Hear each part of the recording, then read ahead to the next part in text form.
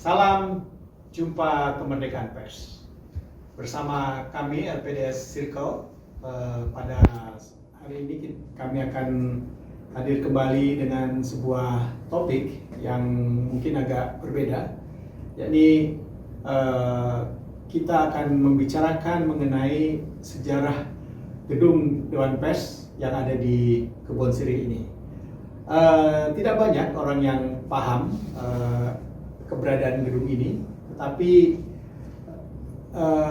pendiriannya memiliki sejarah yang cukup panjang, dan ada 1-2 orang saja yang saat ini masih ada dan masih hidup bisa menjelaskan tentang keberadaan gedung Dewan Pers ini. Nah, bersama kita ada Pak Bambang Harimurti, biasa kita panggil Mas BHM. Ya. Beliau adalah anggota Dewan Pers periode 2003 sampai 2009. Dan pada masa-masa itu ada berbagai hal yang menarik berhubungan dengan gedung Dewan Pers ini. Dan termasuk di gedung Dewan Pers ini adalah lembaga pers Dr. Sutomo yang juga didirikan oleh Dewan Pers pada tahun 1988. Nah, nanti mungkin Mas BHM bisa menceritakan periode-periode tersebut agar menjadi catatan sejarah yang menjadi pengetahuan kita bersama, agar kita tetap ingat bahwa ada sejarah berkenaan dengan gedung Dewan Pers ini. Kita mulai saja, Mas BHM. Ya, mungkin dapat diceritakan apa yang Mas BHM ketahui ketika menjalani proses mengelola gedung ini ketika menjadi anggota Dewan Pers. Ya, terima kasih ini kesempatan mengingat ini ya, pesannya Bung Karno dulu, jas merah, jangan sampai melupakan sejarah. Karena kita bisa kehilangan hal-hal yang penting. Saya tuh ketika saya jadi anggota Dewan Pers mulai 2003, sebelumnya saya suka diundang sebagai narasumber atau ngajar di LPDS. Nah, kemudian akhirnya saya direkrutlah untuk menjadi anggota Dewan Pers, jadi anggota, kemudian 3 tahun kemudian terpilih lagi jadi wakil ketua. Waktu itu ketuanya Pak Bagaimana. Ya. Nah, di saat itulah kami tiba-tiba mendapat tekanan dari Kementerian Penerangan. Sudah bukan Kementerian Penerangan, udah Kominfo, bukan? Oh, udah Kominfo, bahwa ini asetnya dulunya Kementerian Penerangan jadi Kominfo. Karena itu kita diminta untuk membantu menyerahkan gedung ini ke pemerintah. Karena ada penentu, akhirnya saya jadi terpaksa mempelajari. Dan waktu itu di gedung ini ada pengelolanya, namanya Yayasan Pengelola Gedung Dewan Pers. Lalu ada lembaga ini, LPDS, namanya waktu itu Yayasan Pendidikan Dr. Sutomo. Ya, LPDS. Nah, walaupun belakangan diubah namanya karena ada masalah hak dari keluarga. Nah, dari penelitian itulah saya mendapatkan data yang cukup lengkap. Kenapa Kominfo kalau merasa ini punya asetnya nggak langsung mengambil alih aja, tapi minta surat serah terima dari mengembalikan gitu. Kebetulan saya waktu itu di Yayasan Gedung Arsip Nasional. Saya juga berpengalaman mengelola gedung yang dikelola yayasan dengan pemilik di institusinya. Jadi waktu itu ada peraturan Menteri Keuangan, kalau nggak salah nomor 6, itu tiba-tiba menyatakan seluruh aset negara, baik gedung maupun tanah, kalau dipakai pihak bukan pemerintah, harus membayar sewa yang nilainya ditentukan tuh dengan persentase dari NJOP-nya. Oh, di sini kan bayang kan NJOP-nya berapa? Iya, Kebon Sirih. Ya. Jadi kita dibilang kita disuruh pergi atau bayar sewa. Lalu akhirnya kita pelajarin, dicari dokumennya. Akhirnya barulah kita tahu gedung ini sebetulnya memang bukan milik pemerintah pada saat itu. Gedungnya ya? Gedungnya, tanahnya betul, milik Kementerian Penerangan yang kemudian sempat dibubarin di zaman Gus Dur, nggak jelas asetnya di mana-mana, bahkan sebagian asetnya hilang dan dikuasai orang lain. Lalu ketika dibentuk Kominfo, mereka mencoba menginventarisasi kembali, ditambah karena ada permen Q itu, mereka selalu dinyatakan oleh auditor BPK ada catatan bahwa mereka tidak menguasai asetnya. Karena itu mereka neken tuh bukan karena apa-apa, karena pengen audit BPK-nya tuh bersih. Ya. Lalu untungnya waktu itu ketua Dewan Pers itu kan Pak Bagaimana yang pernah berpengalaman di birokrasi, karena beliau tuh dirjen kan dulu. Jadi setelah ketemu itu, ketemulah sejarahnya. Jadi gedung ini didirikan atas permintaan para wartawan, terutama waktu itu kan PWI ya. Jadi wartawan-wartawan yang istana terutama, atau yang sering ikut perjalanan presiden ke luar negeri, itu mengatakan iri. Kayak di Mesir tuh ada gedung Dewan Pers yang megah, dan beberapa tempat lain yang kalau ada tamu negara, mereka bahkan akan diundang juga ke gedung Dewan Pers untuk bikin konferensi pers pada wartawan lokal.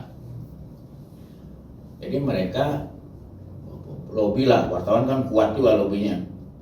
Akhirnya Menteri Penerangan waktu itu Ali Mustopo mengatakan oke, akan dijadikan, lalu dicarilah di mana tanahnya. Nah kebetulan daerah ini waktu itu menjadi komplek perumahan karyawan DPR yang orangnya sudah banyak pensiun lah, udah nggak ada, dan rumahnya juga bukan rumah yang mewah. Jadi akhirnya diambil, lalu dia minta tolong salah satu konglomerat saat itu, Pak Sudikatmono almarhum. Kenapa Pak Sudikatmono nurut sama Pak Ali Mustopo? Karena salah satu bisnis utama Pak Sudikatmono adalah impor film Mandarin. Waktu itu hanya kalau hanya importernya hanya satu-satu lah, dibagi-bagi. Kalau nggak salah film barat tuh ada Yayasan Kostrad yang gitu-gitu. Nah, diperintahkan untuk membangun gedung. Lalu supaya Pak Ali Mustopo tidak kerepotan harus buat budget buat APBN, buat Dewan Pers, diperkirakan Dewan Pers hanya perlu 2 lantai. Dibikinkan 8 lantai supaya bisa disewakan, sehingga bisa membiayai kegiatan Dewan Pers tanpa harus membebani.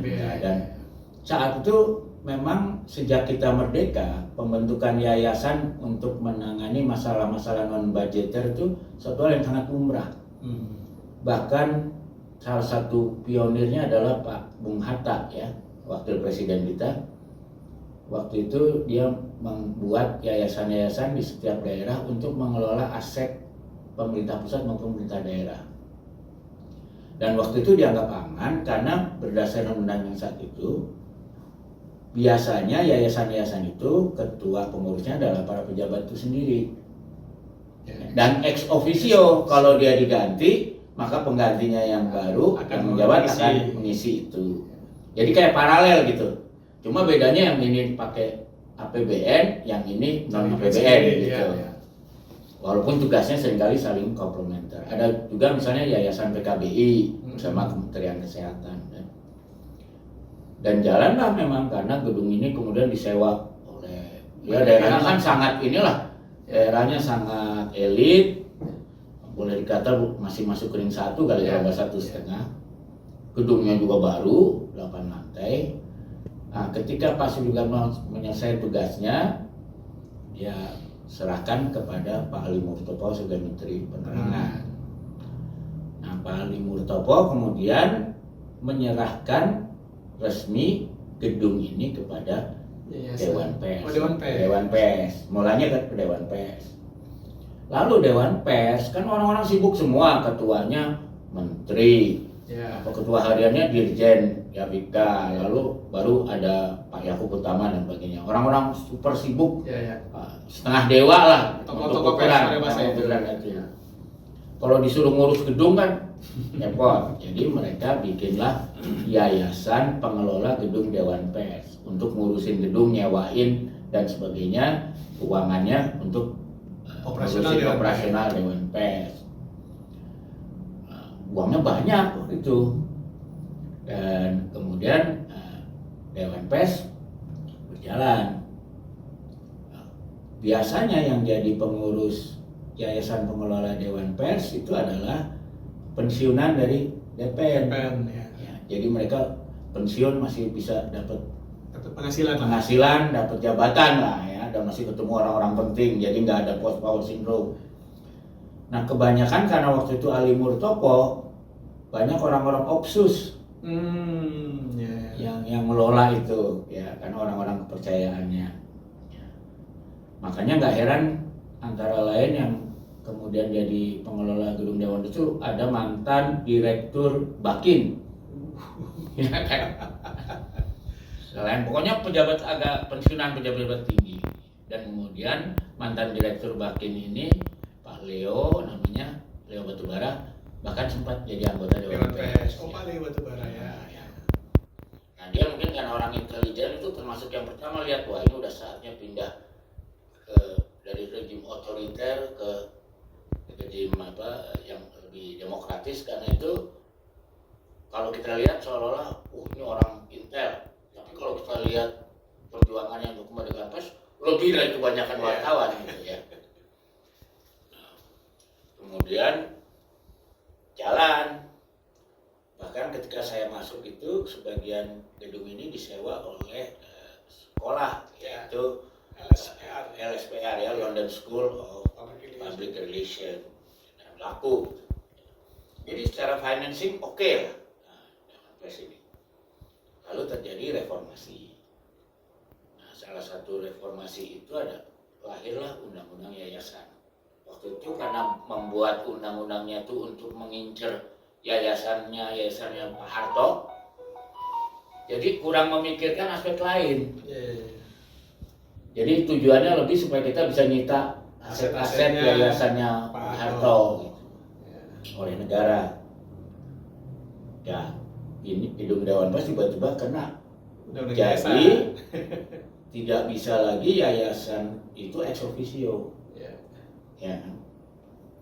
Nah, karena yayasan tidak ex officio, jadi yang menguasai, kalau tadinya Yayasan Pengelola Gedung Dewan Pers juga oleh para pejabat, baru yang pengurus harian yang kerjanya sih yang pensiunan, tapi yang di on paper bertanggung jawabnya itu para pejabat, termasuk gedung Dewan Pers tiba-tiba tidak boleh, sehingga dia menjadi yayasan sendiri aja gitu.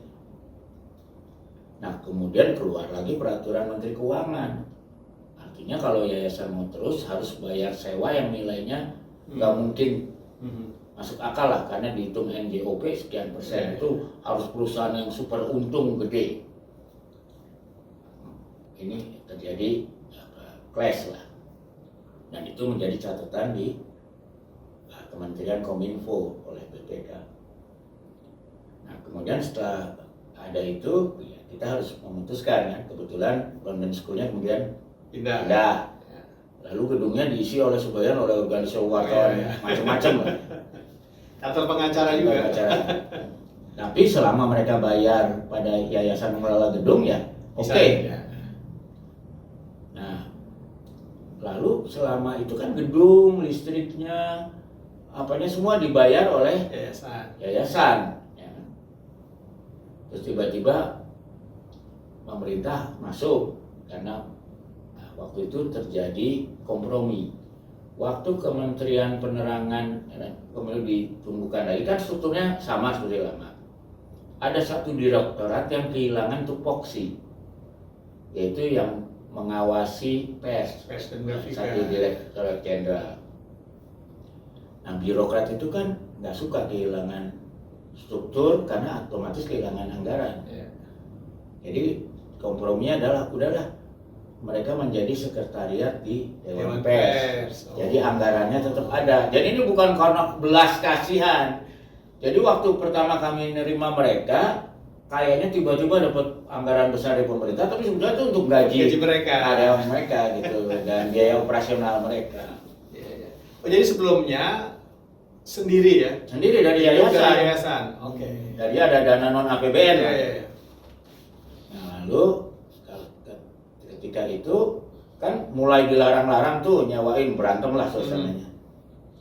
Ya terus lah kalian aja masa listrik sama airnya dibayarin oleh yayasan, mau ngusir yayasan, mau nutup yayasan. Akhirnya mereka bayar listrik sendiri, bayar air sendiri, tapi nggak mau bayar gedung. Cuma bayar yang 2 lantai yang dipakai oleh Dewan Pers dan ada sekretariat. Bah, rame.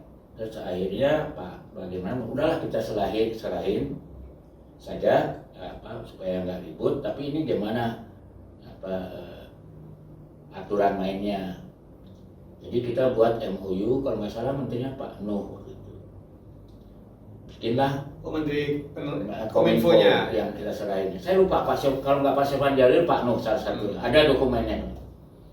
Kemudian bagian dari MOU itu adalah kalau MOU ya, MOU bahwa kita serahkan dengan sukarela sehingga bisa masuk resmi secara hukum ke ini negara, karena sebelumnya kan nggak masuk, cuma tanahnya aja. Tapi ada pemahaman bersama bahwa gedung ini menjadi rumah pers dan yang mengatur siapa yang mengisi itu walaupun keputusannya boleh aja keputusan Kominfo, tapi atas saran Dewan Pers. Bahkan termasuk catatan kalau satu saat dianggap gedung ini perlu dirubuhkan, dibangun gedung kembali yang baru, maka dari aspek merencanakan gedung baru pun Dewan Pers sudah dilibatkan, termasuk penggunaannya untuk apa aja.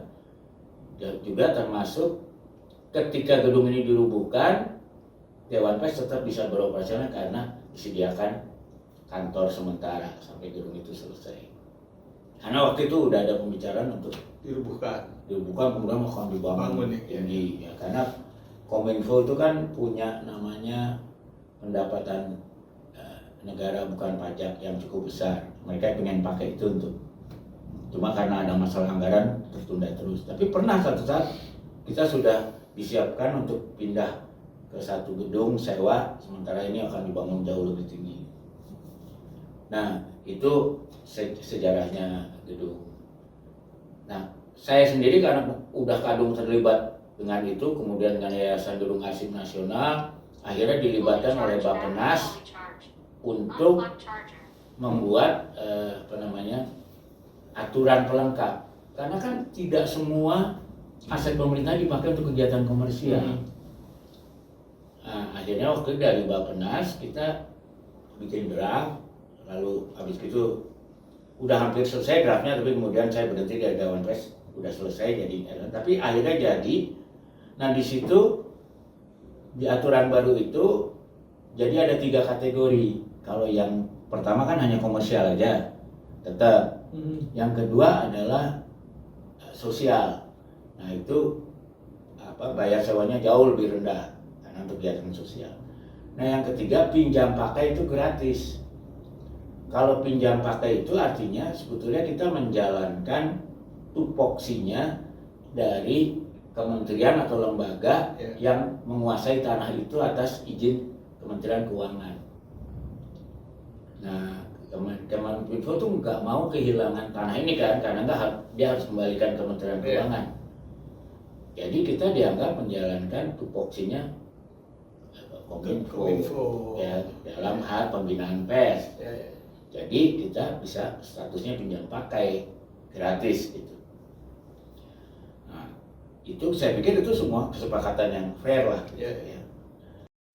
Saya mengalami setelah saya tidak lagi Dewan Pers, banyak orang yang pengurus baru tidak sadar ada satu lembaga namanya LPDS ini. Di gedung ini seolah-olah itu adalah unit entah dari mana yang nyewa gedung ini. Tapi nggak bayar ke Dewan Pers, seolah-olah gitu. Nah, karena kebetulan saya juga, bahkan saya duluan masuk ke LPDS daripada ke Dewan Pers. Saya tahu sejarahnya bahwa justru ini adalah anaknya Dewan Pers. Dewan Pers, salah satu anak mungkin anak sulung dari Dewan Pers ya, karena ini merupakan hasil putusan pleno. Jadi kalau gedung itu mulai dibangun tahun 80, selesai tahun 82, diserahkan mungkin sekitar bulan Maret gitu. Lalu oleh Pak Sidul Karno, Pak Ali Murtopo kemudian ketika menyerahkan ini kepada Dewan Pers itu disaksikan Presiden Soeharto pada bulan April kalau nggak salah, saya lupa Maret atau April tahun 82. Nah kemudian kan Dewan Persnya tuh orang-orang setengah dewa, Menteri Penerangan, Dirjen, orang-orang super sibuk. Dibangun yayasan pengelola gedung, jadi dana nggak ada masalah, ya kan, bahkan agak berlebih uangnya bahkan. Lalu berjalan, lalu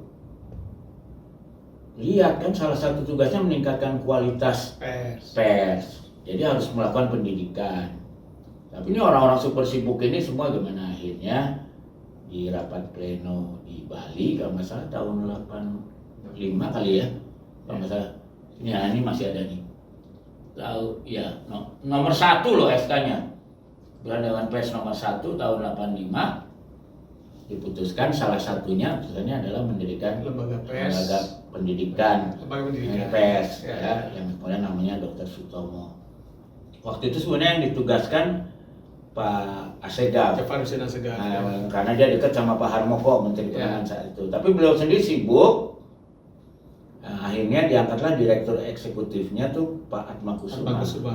Nah itu menarik sebetulnya ya, karena Pak Atma Kusuma sebetulnya orang persona non grata sebagai wartawannya, sehingga dia terpaksa bekerja di Yusis dan menulis majalah Titian waktu itu pakai nama samaran karena beliau nggak boleh nulis. Tapi berkat hubungan personal beliau boleh diangkat menjadi direktur eksekutif. Ya. Walaupun pada awalnya hanya diangkat pengajar aja, baru di zaman Pak Yaakob Utama diresmikan. Mungkin Pak Yaakob udah cari pengetahuan dan udah aman. Nah, karena beliau ini almarhum orang yang kerja di Yus kan banyak kenalannya dengan jaringannya luas, jaringan donor apa segala macam ya. Lalu dia juga karena dia dianggap wartawan yang banyak temannya wartawan, dia juga sering melaksanakan program-program Yusis untuk mengirim wartawan Indonesia ke luar negeri atau program pelatihan wartawan di luar negeri, sehingga dia sangat mengenal dan mengikuti hubungan para wartawan lah di Jakarta bahkan dari daerah. Nah, ketika beliau jadi orang di sini, LPDS ini menjadi semacam oase tempat orang-orang wartawan diundang aja untuk ngajar atau apa, ngomongin tentang kalau kita pers ini merdeka gimana ya, apa yang harus dilakukan. Jadi semacam diskusi persemaian lah. Sudah ada ya. Jadi ini adalah persemaian ide-ide kemerdekaan pers seharusnya gitu.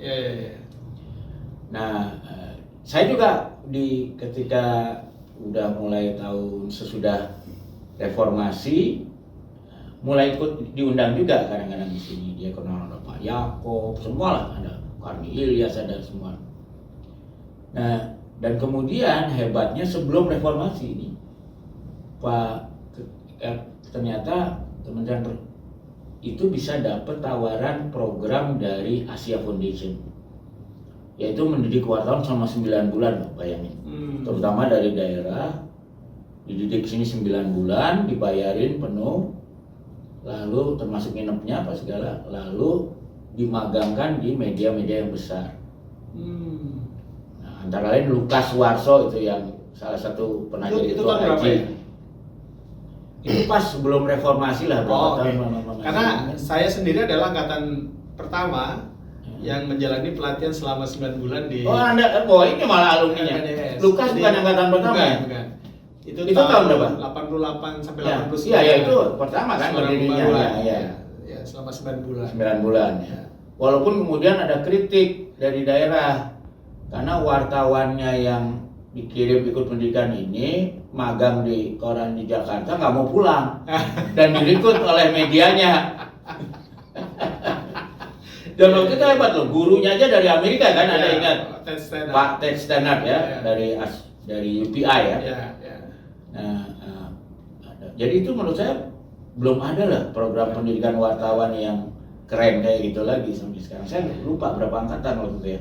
Ya, ya, ada beberapa lah. Berapa ya. lah angkatan. Banyak ininya menjadi alumninya menduduki tempat-tempat. Ya, jadi pemret-pemret lah. Jadi pemret atau jadi kepala humas di pemerintahan dan sebagainya. Dan kemudian mereka merasa berterima kasih, termasuk seperti Anda gini. Jadi salah satu donatur dimanapun mereka berada ya, yang ada di Pertamina, yang ada di SKK Migas, yang ada di berbagai, sehingga berjalan lancar lah. Apalagi pada saat reformasi banyak bantuan, dan kemudian Pak Atma jadi ketua Dewan Pers pertama. Ya, ya.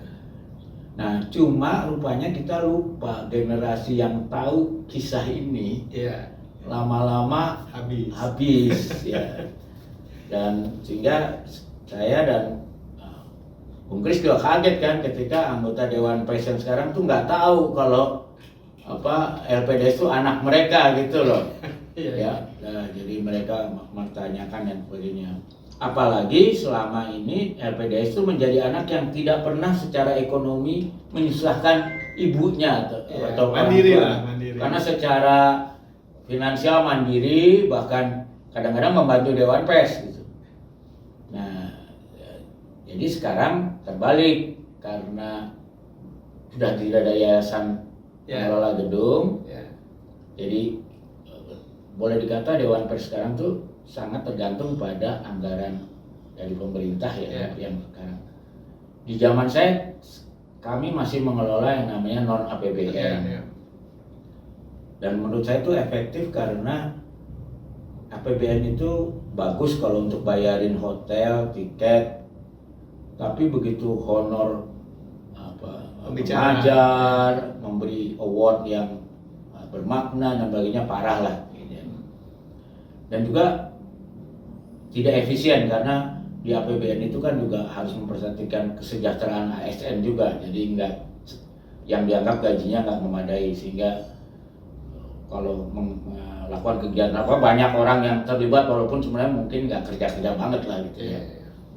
Nah, tapi ikut menghabiskan biaya tiket, hotel dan sebagainya ya, udah. Nah, kemudian muncullah era nih ketika donatur asing sudah mulai nggak ada ya kan. Dewan Pers juga nggak ada punya yayasan mulai Dewan Pers, tergantung APBN, harus bekerja sesuai dengan APBN.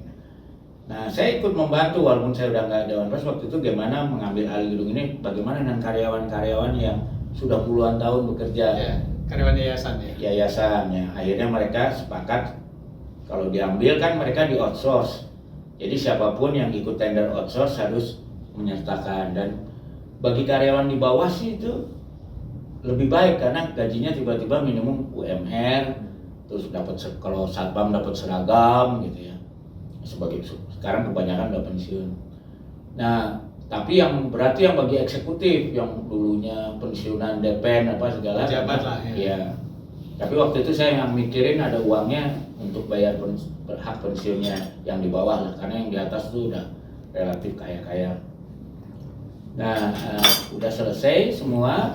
Nah, sekarang memang Mas Kris sama saya bertugas memastikan bahwa informasi ini sampai siapapun pengurus, dan mudah-mudahan rekaman ini bisa jadi bagian yang mengingatkan mereka bahwa LPDS itu anak sulung pelaksana tugas dari amanat undang-undang pers, yaitu pendidikan. Dan jangan lupa contohnya adalah, nah ini uji kompetensi wartawan itu dilahirkannya di LPDS. Yang ini buku yang kelima nih. Yang kelima, yang pertama itu dibuat yang kita harus nyebut namanya Mas Bob itu, boleh bilang bidannya lah, yang kawan-kawan sudah berjalan. Sekarang udah berapa ribu Mas? Waduh, udah banyak sekali ya. Nah, Mas, lebih 3.000 orang. Walaupun masih ada PR yang sudah pernah dicanangkan juga Ketua Dewan Pers sejak zaman Pak siapa ya. Tolong dikembangkan, kalau ini kan yang umum. Nanti ada yang untuk misalnya Pertamina, per sektor ya, spesialis lah gitu. Supaya nggak salah-salah wartawan ini, karena kan setiap profesi ada ada apa namanya logika dan termin-termin tersendiri yang bisa salah. Saya kasih contoh, 1 ounce emas itu bukan 100 gram tapi 28 gram, bisa salah yang fatal. Nah ini yang perlu PR generasi penerus kita lah ya. Yang di LPDS sudah jalankan tuh mungkin ada 500-an yang khusus punya kemampuan iklim ekstrim ini. Itu Mas, siapa nama Mas? Ya, Mas siapa namanya?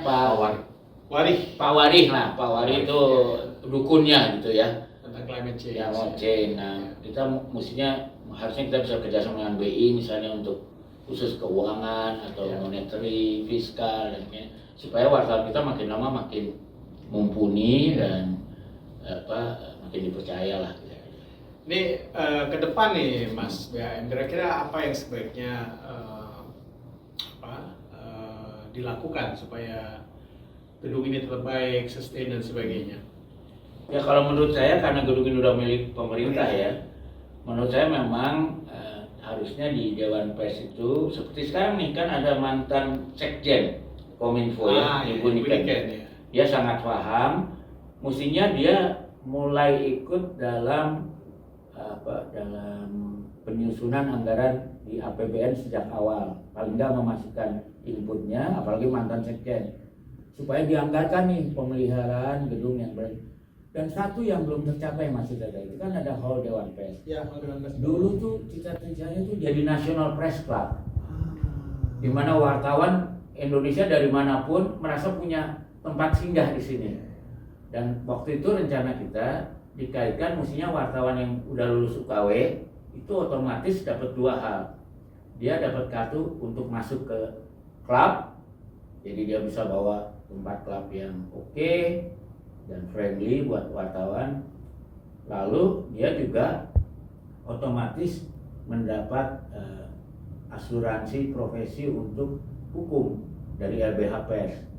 Jadi kalau dia ada masalah hukum dia nggak usah pusing cari lawyer, karena nah itu anggaran LBH Persnya sendiri bisa retainernya bisa dibayar dari anggaran. Ya, setiap alumni uji kompetensi wartawan dan PDS itu secara otomatis mendapat paling tidak pendampingan lah. Ya, punya kasus pers dengan LBH Pers juga. Ya, apalagi kalau bisa lagi harusnya kompetensi ini ada refreshment ya. Jadi kayak SIM lah, tiap 5 tahun atau berapa ya mungkin dengan secara online aja di sana. Itu juga yang kita belum yang kita belum bagaimana UKW ini bisa didigitalkan ya. Mungkin Mas Kris nanti masih tetap bisa bantu lah. Baik. Baiklah pemirsa, jadi demikian percakapan kita dengan Mas BHM.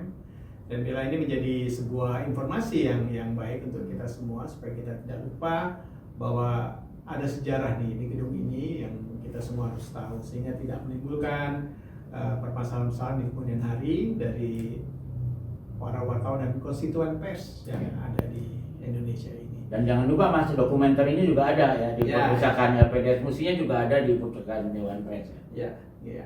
Baik, terima kasih Mas BHM untuk waktu yang diberikan kepada kita semua. Demikian, sampai kita berjumpa kembali di dalam sesi yang lain dari LPDS Circle. Terima kasih.